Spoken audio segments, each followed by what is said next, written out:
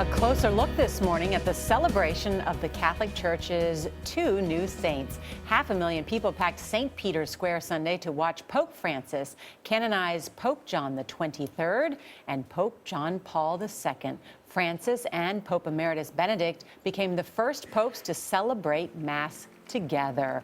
Cardinal Donald Wuerl, the Archbishop of Washington, D.C., was there. He joins us from Vatican City. Cardinal, good to see you. Thank you for joining us. It's a great pleasure to be with you. Thank you. It was such a historic moment yesterday for so many reasons. What was it like to be there?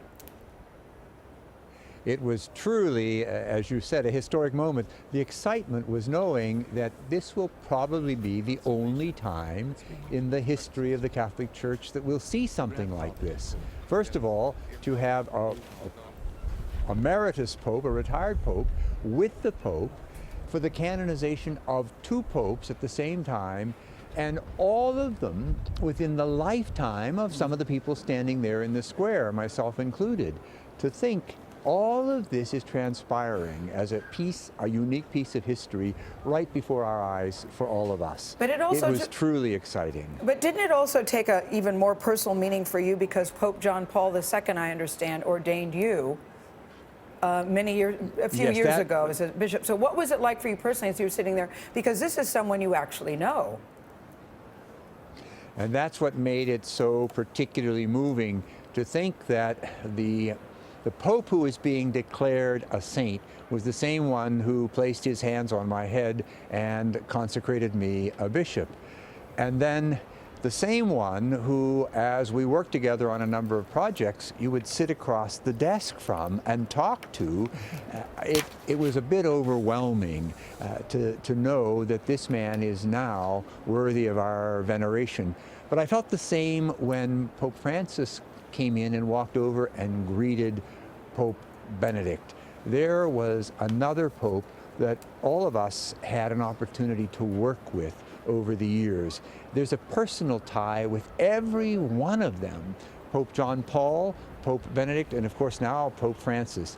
There was a lot of emotion.